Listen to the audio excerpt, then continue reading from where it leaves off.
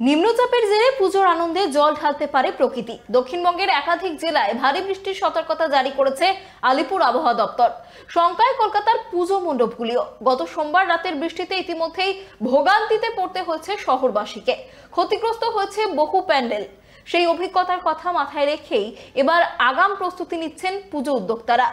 নতুন করে তৈরি হওয়া নিম্নচাপ আরো বাড়াচ্ছে উদ্বেগ।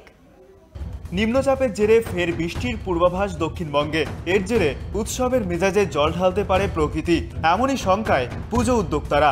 আলিপুর আবহাওয়া দপ্তরের পূর্বাভাস অনুযায়ী দুর্গাপুজোর অন্তত দুদিন কলকাতায় ভারী বর্ষণের সম্ভাবনা রয়েছে।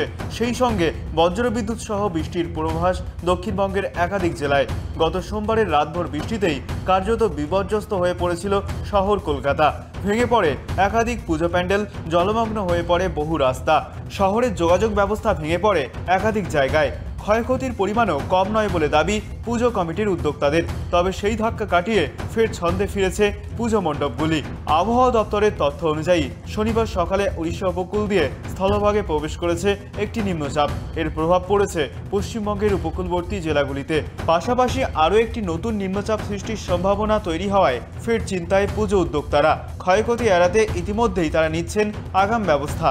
জল বের করার পাম্প, প্যান্ডেল কভারিং, বৈদ্যুতিক নিরাপত্তা সবেতেই রাখা হচ্ছে বাড়তি নজর। দেখুন, প্রকৃতির সাথে লড়াই করা যায় না।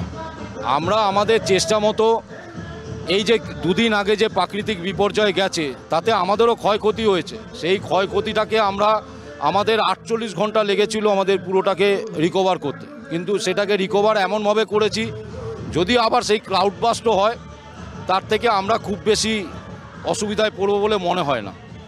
আমরা সেরমভাবেই প্রস্তুতি নিয়েছি। বাকি জিনিসগুলোকে আমাদের মেন হচ্ছে মডেলগুলোকে সেরমভাবেই শক্তপোক্ত তৈরি করে রেখেছি। আশা করছি যদি প্রাকৃতিক বিপর্যয় আবার আসে আমরা সেটাকে কাটিয়ে উঠতে পারবো। যদি আবার নতুন করে প্রাকৃতিক বিপর্যয় আছে, সেক্ষেত্রে কি যে সমস্ত দর্শনার্থীরা মণ্ডপ দর্শন করতে, প্রতিমা দর্শন করতে আসবে, সেই বিষয়ে কি কোনো রকম ছেদ পড়তে পারে?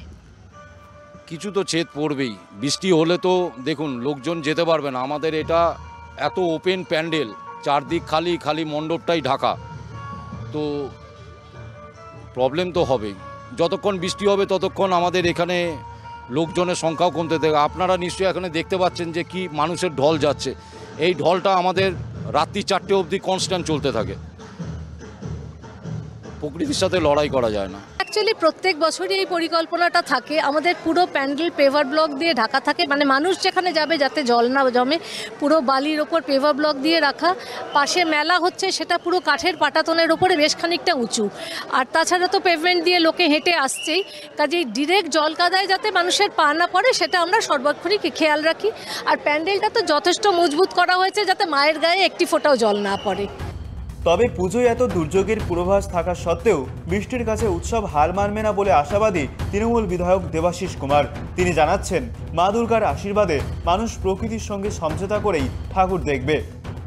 আমরা প্রকৃতিকে তো আমরা প্রকৃতির বিরুদ্ধে তো কিছু করতে পারবো না। প্রকৃতি যা করছে সেটা আমাদের পক্ষে আমাদের সাধ্য অনুযায়ী মোকাবিলা করবো, কিন্তু প্রকৃতিকে পুরোপুরি মোকাবিলা করা খুব মুশকিল।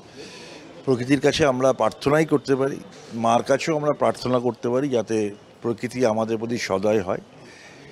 আর দুর্গা পুজো এমন একটা পুজো বা এমন একটা উৎসব, আমি এক্ষুনি দেখলাম বৃষ্টি হচ্ছিল, আমি নিজেও আটকে গেছিলাম। বৃষ্টিটা থামার একটা মুহূর্ত সময় লাগেনি, মণ্ডপে আবার ভিড় শুরু হয়ে গেছে। তাই মানুষের সবসময় মানুষ চেষ্টা করবে বেরোতে, মণ্ডপে যেতে, প্রকৃতির সঙ্গে অনেকটা সমঝোতা করে আর কি। প্রকৃতির বিরুদ্ধে লড়াই তো করা যাবে না। প্রকৃতি যেভাবে আমরা যতটা পারবো মার কাছে প্রার্থনা করব, প্রকৃতির কাছে প্রার্থনা করবো। মাই তো প্রকৃতি।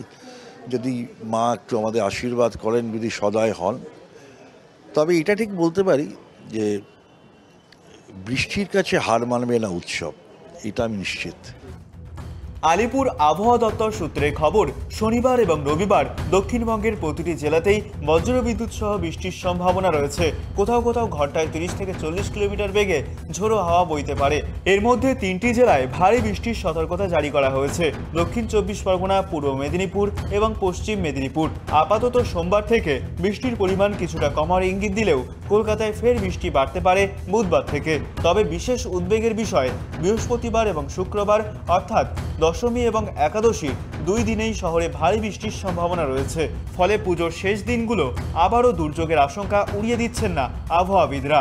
ক্যামেরায় সূর্যশঙ্কর অধিকারী ও স্বপন রায়ের সঙ্গে দেবযানী সরকার ও সুপর্ণা ঘোষের report, tribe TV Bangla, Kolkata.